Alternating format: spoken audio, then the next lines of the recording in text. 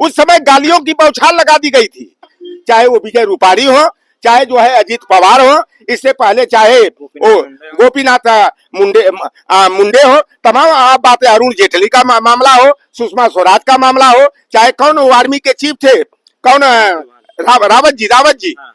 जी को रास्ते से बिपिन रावत जी को हटा दिया गया। आप देख लीजिए, मंडल कमीशन की रिपोर्ट पर स्टे हुआ था। भारतीय जनता पार्टी आरएसएस मंडल कमीशन के विरोधी है, ओबीसी एससी एसटी के प्रतिनिधित्व के विरोधी है। बातचीत करेंगे, हमारे साथ ओबीसी महासभा के राष्ट्रीय प्रवक्ता चौधरी लौटाराम निषाद जी हैं। इनसे बातचीत करते हैं कि ये किस तरीके से देखते हैं, क्योंकि लगातार जिस तरीके से जो तमाम संगठन थे जो पीछे से भारतीय जनता पार्टी को बैकअप करते हैं, वो सड़कों पे आते हैं, सरकार का विरोध करते हैं और कहते हैं कि अगर सरकार इस कानून को, इस नियम को वापस नहीं लेती है तो भारतीय जनता पार्टी के कार्यकर्ता जहां भी मिलेंगे उन्हें दौड़ा करके पीटा जाएगा। अब देखना यह है कि ओबीसी महासभा या तमाम ऐसे संगठन जो ओबीसी एससी एसटी बहुजनों की बात करते हैं, तमाम ऐसी पार्टियां जो इनके वोट बैंक की राजनीति करती हैं, उनका क्या स्टैंड होता है, अब वो लोग क्या एक्शन लेंगे। स्वागत सर आपका। धन्यवाद आपके चैनल के जो भी व्यूअर हैं, मैं आग्रह करूंगा लाइक करके, सब्सक्राइब करके, शेयर करके जनता तक सही बात पहुंचाने में मदद करें। जब ये नियम आता है तो तमाम सवर्ण समाज के लोग सड़कों पे उतरते हैं और कड़ा विरोध करते हैं कि ये जातिवादी नियम है, कानून है, सरकार अगर इसे वापस नहीं लेती है तो हम विरोध करेंगे, आत्मदाह करेंगे, भारतीय जनता पार्टी को वोट नहीं करेंगे।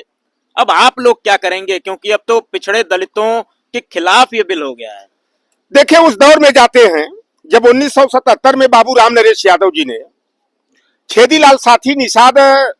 की अध्यक्षता वाली सर्वाधिक पिछड़ा वर्ग आयोग की सिफारिश के आधार पर उत्तर प्रदेश में रोस्टर सिस्टम के तहत ओबीसी को 15% आरक्षण दिए थे। मैं बच्चा था, उस समय गालियां सवर्ण जाति के लोगों के द्वारा दी जाती थी कि राम नरेशवा वापस जाओ, लाठी लो, गाय भैंस चराओ। 20 अगस्त 1978 को कर्पूरी ठाकुर जी ने जो एक कहावत कह करके हम लोगों का मजाक उड़ाते थे कि मुंगेरी लाल के हसीन सपने, कहते थे पिछड़े जो है ना हसीन सपने देख रहे हैं। मुंगेरी लाल कमीशन बिहार में बना था और उस कमीशन की रिपोर्ट के आधार पर गुदड़ी के लाल जननायक कर्पूरी ठाकुर जी ने 20 अगस्त 1978 को ओबीसी की जातियों को 20%, 3% पिछड़ी जातियों को, 3% गरीब सवर्णों को आरक्षण की सूचना जब जारी किए, उस समय गालियों की बौछार लगा दी गई थी कि आरक्षण कहां से आयल, कर्पूरिया का माई भी आयल, कर्पूरी कर्पूरा दाढ़ी बना ले उस्तूरा, दिल्ली दरबारे से चमरा ने भेजा संदेश, दाढ़ी बनावे कर्पूरी और गाय भैंस चरावे राम नरेश। अभी आप देखे होंगे जो यूजीसी का जो रूल रेगुलेशन का जो है कि इक्वलिटी बिल आया था, उसका जिस तरह से सवर्ण संगठनों ने, सवर्ण आर्मी हो, चाहे ब्राह्मण समाज के संगठन हो, करणी सेना हो, जिस तरह से मुखर होकर के विरोध कर रहे थे, और वही गाली जो कर्पूरी ठाकुर को दी गई थी, आप देखे होंगे सोशल मीडिया पर कि यूजीसी इक्विटी बिल कहां से आयल, अब तेलिया का माई भी आयल। नरेंद्र मोदी जी को हिंदू हृदय सम्राट कहने वाले जब न्याय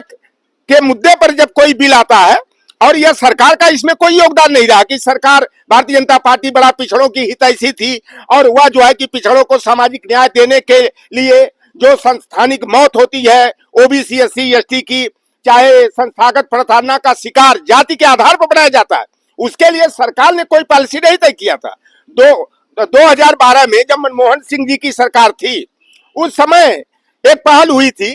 उसमें एससी और एसटी को रखा गया था, ओबीसी को दरकिनार किया गया था। ये जो नया यूजीसी इक्वलिटी बिल जो आया 2026 का, यह सुप्रीम कोर्ट के निर्णय के आधार पर आया। सुप्रीम कोर्ट ने और यूजीसी ने जो गाइडलाइन तय किया था,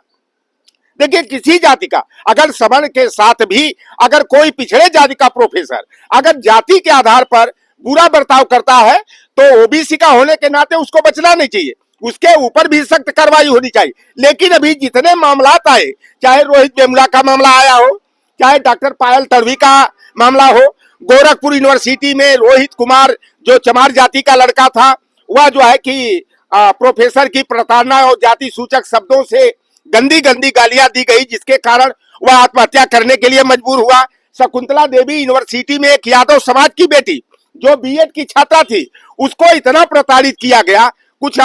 गलत भी उसके सामने प्रस्ताव रखा गया, उस लड़की ने आत्महत्या करने को मजबूर हो गई। अभी आप देखेंगे तमाम घटनाएं, गोरखपुर यूनिवर्सिटी का एक मामला आया था, एक यादव समाज की लड़की थी, उसका सवर्ण प्रोफेसर कहता है कि मनमाफिक नंबर चाहिए तो हमें तुम्हें खुश करना होगा, हमें खुश कर दो और जो नंबर चाहोगी तुम्हें वो नंबर दे देंगे। अभी आप देखे होंगे काशी विद्यापीठ में आशुतोष यादव जो दो एमएड का छात्र था, 2000 में 1474 नंबर पाता है, टॉप करता है, लेकिन ठाकुर बिरादरी की लड़की जो 1471 नंबर पाती है, गोल्ड मेडल उसको दिया जाता है। एक मामला हुआ था ऑल इंडिया मेडिकल की जो टॉप की जो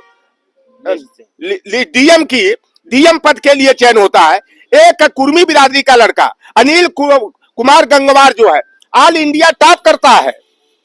80 में 43 नंबर पाता है। और जो अभ्यर्थी जो 5 सवर्ण बिरादरी के रहते हैं, कोई 37 नंबर पाया, कोई 38 नंबर पाया, कोई 41 नंबर पाया। लेकिन दुर्भाग्य की बात है कि जो टीम बनी थी प्रोफेसर्स की साक्षात्कार के लिए, उसमें जितने भी सवर्ण पास थे उसमें जो है कि किसी को 16 दिया गया, 17 दिया गया, 18 दिया गया, लेकिन इस लड़के को जो टॉपर रहा रिटेन टेस्ट में, उस लड़के को जो है 8 नंबर दे करके बाहर का दरवाजा दिखा दिया गया। ये इस तरह का जो जाति भेदभाव होता है। बीएचयू में एक लड़का अभी 27 जनवरी का परिणाम आया है,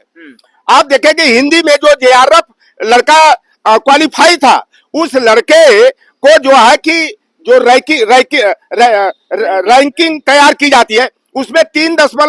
कुछ प्रतिशत दे करके उसको बाहर कर दिया जाता है, वो एसटी के होने के नाते। यह जो है कि जो समाजवादी मानसिकता है, मनुवादी मानसिकता है, जातिवादी मानसिकता है, अगर इस तरह किसी बच्चे का भविष्य अंधकार में डाला जाता है तो यह बहुत ही घिनौनी राजनीति है और समाज के लिए यह कोड़ है। अभी एक विनय कुमार यादव नाम का लड़का जेआरएफ क्वालिफाई था और पीएचडी में अभी परसों उसका परिणाम आया है। जेएनयू में पीएचडी के लिए इंटरव्यू दिया और जो पैनल तैयार हुआ था इंटरव्यू का, वो डॉक्टर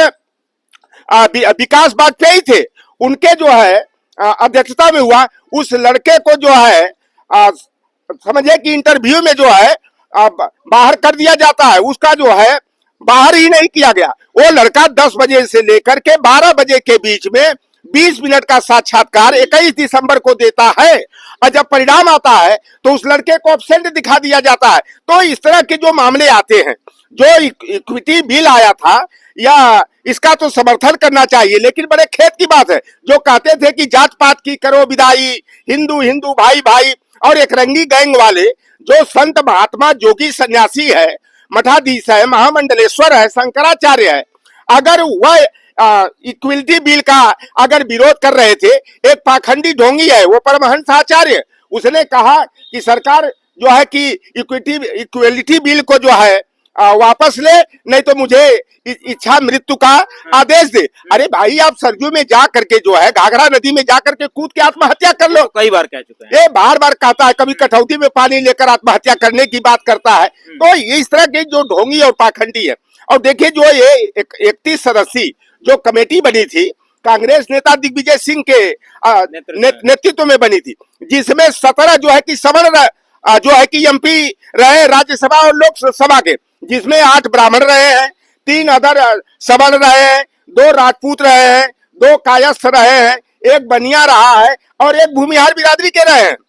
और उसने जो मसौदा तैयार किया, लेकिन दुर्भाग्य की बात है भाई, सुप्रीम कोर्ट में जो आप देख रहे हैं कोलेजियम के माध्यम से जो जज आ रहे हैं, तो विशेष करके जो है वर्चस्ववादी तबके के आ रहे हैं, मनुवादी विचारधारा के आ रहे हैं, वहां ओबीसी या एससी का प्रतिनिधित्व नहीं के बराबर है। तो हमेशा आप मंडल कमीशन को देखे होंगे कि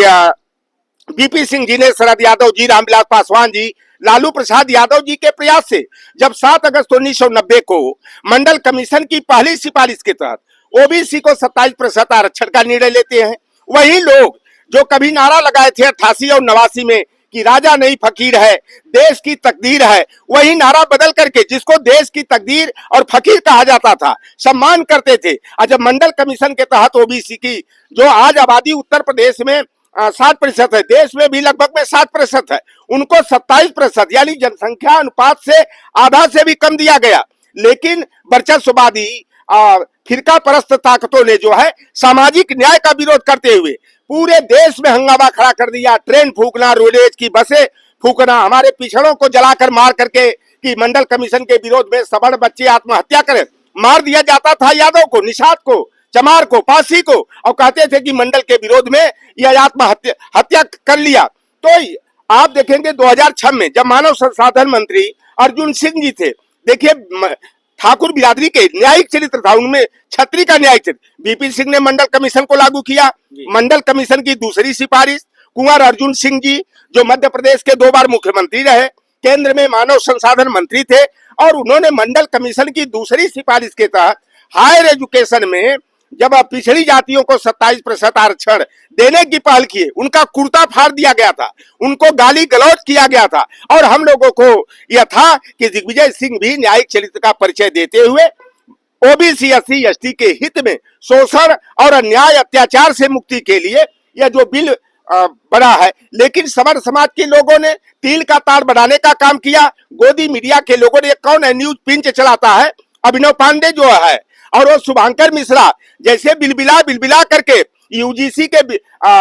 संशोधन बिल के विरोध में बयान दिए थे। अरे बयान दो ना, जहां ओबीसी एससी के साथ अन्याय होता है तब तुम लोगों का जमीर मर जाता है, तब जाति के चश्मे से देखना शुरू कर देते हो। और ये सुप्रीम कोर्ट ने जो इस पर स्टे लगाया है, और 19 मार्च को जो है इस पर सुनवाई होने वाली है। अब देखना है क्या होता है। आप देख लीजिए, मंडल कमीशन की रिपोर्ट पर स्टे हुआ था, और 16 नवंबर 1992 को उसमें जीत मिली, संवैधानिक उसे करार दिया गया। अगर हायर एजुकेशन में आरक्षण दिया गया 2006 में, उस पर भी स्टे हुआ था, लेकिन 10 अप्रैल 2008 को उसमें भी विजय मिली, और यह जो यूजीसी इक्विलिटी बिल है इस पर स्टे लगा है, और निश्चित रूप से जो है कि इसमें भी जो है ओबीसी एससी एसटी को न्याय मिलेगा। अगर देखिए कोई खामियां हैं, संसद बना क्यों है? अगर कोई कमी है, किसी के साथ ये लगता है कि सौतेला व्यवहार किया जाएगा, तो संशोधन किया जाता है, उसमें अमेंडमेंट कराइए ना। लेकिन जिस तरह से एक तरफा इसका विरोध किया गया, मोदी को गाली दिया गया, और ये तो आरएसएस का फंडा था, क्योंकि ओबीसी एससी की जातियां जो भारतीय जनता पार्टी के झांसे में चली गई थी, भारतीय जनता पार्टी आगामी चुनावों को ध्यान में रखते हुए ओबीसी को गुमराह करने के लिए जो है इस तरह का बिल लाया कि ओबीसी को बहुत बड़ा गिफ्ट जो है कि योगी आदित्यनाथ नरेंद्र मोदी जी दे रहे हैं। अमित शाह भी दावा कर रहे थे कि हम यूजीसी बिल को पास करके ही रहेंगे, बड़े बड़े दावे थे। लेकिन यह अंदर खाने आरएसएस जो है ओबीसी को गुमराह करने के लिए इस तरह का तरीका अपनाया था, और जो भारतीय जनता पार्टी आरएसएस मंडल कमीशन के विरोधी है, ओबीसी एससी एसटी के प्रतिनिधित्व के विरोधी है, वह कभी ओबीसी एससी के हितैषी नहीं हो सकते। अच्छा ये बताइए, 13 जनवरी को जब ये बिल आता है, इसका पुरजोर तरीके से सवर्ण समाज के लोग सड़कों पर उतर करके विरोध करते हैं। अब जब वापस कर लिया गया है, स्टे लगा दिया गया है, तो पिछड़े और दलित समाज के लोग क्या सड़कों पर उतरने का काम करेंगे, उसी तरीके से विरोध जताएंगे? देखिए, विरोध इस पर करने की नहीं, ये सुप्रीम कोर्ट में मामला गया है ना, अब न्यायिक पटल पर यह मामला चला गया। हम लोगों को पुरजोर तरीके से अपनी मांग जगह जगह से उठानी चाहिए। बड़े कभी कभी शर्मिंदगी महसूस होती है। वो देखेंगे तो लोकसभा में 543 सांसद हैं, 543 में 139 ओबीसी के सांसद हैं, सभी दलों के मिला करके 132 एससी और एसटी के सांसद हैं, 88 जो है कि एससी के हैं, 44 जो है कि एसटी के हैं, और 24 सांसद जो हैं माइनॉरिटी मुस्लिम वर्ग के, 295 सांसद हैं। आप बताइए कि सरकार बनाने के लिए जो मैजिक नंबर होता है 272 नंबर होता है। अगर इतने सांसदों के अंदर वर्गीय संचेतना आ जाए, जैसे जिस तरह से आप देखे होंगे भारतीय जनता पार्टी के लोग और सवर्ण समाज के इस्तीफा देने की धमकियां दे रहे थे, तमाम नेता भी जेपी नड्डा कह रहे हैं कि अगर यूजीसी इक्विलिटी बिल वापस नहीं हुआ तो मैं इस्तीफा दे दूंगा। इस तरह की ये धमकियां दी जा रही थी। तो आप समझ सकते हैं कि वोट के लिए हमारे पिछड़े दलित आदिवासी को हिंदू बना लिया जाता है, लेकिन जब सम्मान देने की बात आती है, अधिकार देने की बात आती है, तो इनका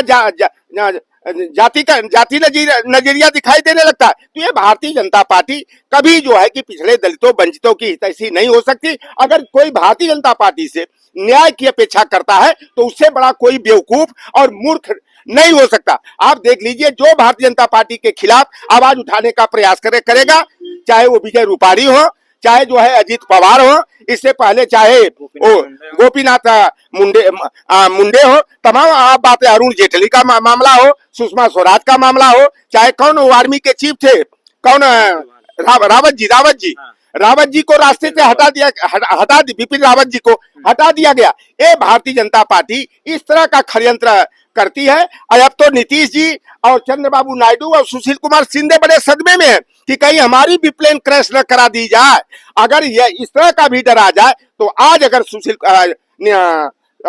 शिंदे जी और चंद्रबाबू नायडू जी, नीतीश कुमार का जमीर जाग जाए तो यह निकम्मी जो सरकार है, लोकतंत्र संविधान की विरोधी यह सरकार है, ये सरकार को लात मार सकते हैं। अगर ओबीसी एससी एसटी माइनॉरिटी के सांसदों का जमीर जाग जाए, वर्गीय संचेतना आ जाए, तो जब चाहे इस सरकार को पलट करके अपनी सरकार बहुजन की पीडीए की सरकार बना सकते हैं। अच्छा, ये बताइए, अखिलेश यादव हो, तेजस्वी प्रसाद यादव हो, नीतीश कुमार हो, चंद्रबाबू नायडू हो, ये तमाम सत्ताधारी दल में बैठे हुए नेता, ओम प्रकाश राजभर हो, संजय निषाद हो, अनुप्रिया पटेल हो, इन लोगों का भी कोई स्टैंड इस पे क्लियर नहीं हुआ। क्या इन लोगों को डर लगता है कि आज भी जो सरकारें बनती हैं, बिगड़ती हैं, वो सवर्ण समाज के वोटों से बनती है? देखिए, संजय निषाद का बयान एक आया था कि यूजीसी बिल पास होना चाहिए। भाई 10% जो सुदामा कोटा का आरक्षण आया, उसका तो विरोध कोई नहीं किया। तो संजय ने अच्छा टिप्पणी किया। देखिए, जो सही बात कहता तो उसका मैं विरोध नहीं करता। संजय ने कहा कि जब 10% जो है ईडब्ल्यूएस आरक्षण का विरोध नहीं हुआ तो यूजीसी बिल का विरोध क्यों? यूजीसी बिल पास होना चाहिए। तो सारे अनुप्रिया पटेल हो, चाहे ओम प्रकाश राजभर हो, चाहे चवन्नी छाप हो, जयंत चौधरी हो, चाहे ओम प्रकाश राजभर हो, सारे लोगों को, भाई राजनीति करते हो जाति के नाम पर, वर्ग के नाम पर, पिछड़ा के नाम पर, अति पिछड़ा के नाम पर, लेकिन जब पिछड़ों अति पिछड़ों दलितों के हित में अगर कोई व्यवस्था आती है तो उसका जो है कि दलगत भावना से ऊपर उठ करके समर्थन करना चाहिए। और सारे ओबीसी के जो सांसद हैं, किसी दल में रहे, अगर एससी एसटी फोरम बन सकता है तो ओबीसी एमपी फोरम भी बनना चाहिए। और जहां भी ओबीसी एससी एसटी या पीडीए के साथ अन्याय होता है, मुखर होकर के सड़क से लेकर संसद तक उसका विरोध होना चाहिए। ये हमारे साथ चौधरी लौटराम निषाद थे, ये ओबीसी महासभा के प्रवक्ता हैं। तमाम जो संगठन है जो पिछड़े और दलितों की बात करते हैं, वो लगातार अब इस मुद्दे पर मुखर हो चुके हैं और आए दिन लगातार इस बिल का समर्थन कर रहे हैं। उनकी सीधी और साफ तौर पे मांग है कि ये बिल पास होना चाहिए, जिस पर स्टे लगा है वो पुनः बहाल होना चाहिए। सुप्रीम कोर्ट को इस पे सोचना चाहिए, नहीं तो जिस तरीके से सवर्ण समाज के लोग सड़कों पे उतर के इस बिल का विरोध कर रहे थे, हम पुरजोर तरीके से सड़कों पे उतर के मांग करेंगे। अब देखना ये होगा कि जो तमाम राजनीतिक दल हैं जो पिछड़े और दलितों का वोट लेने के लिए किसी भी स्तर तक चले जाते हैं, तमाम तरीके के लुभावने देते हैं, उनका क्या स्टैंड होता है। क्योंकि उत्तर प्रदेश में सबसे बड़ी पार्टी पिछड़ों की हितैषी मानी जाती है समाजवादी पार्टी। अब देखना यह होगा कि समाजवादी पार्टी का इस पे क्या स्टैंड है, या फिर समाजवादी पार्टी का भी सवर्ण मोह जाग जाता है।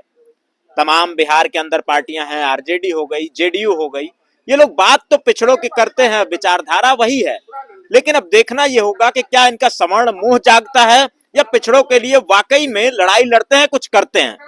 फिलहाल बने रहिए हमारे साथ, हम आपको अपडेट्स देते रहेंगे। मिलते हैं जल्द ही, तब तक के लिए नमस्कार, जोहार।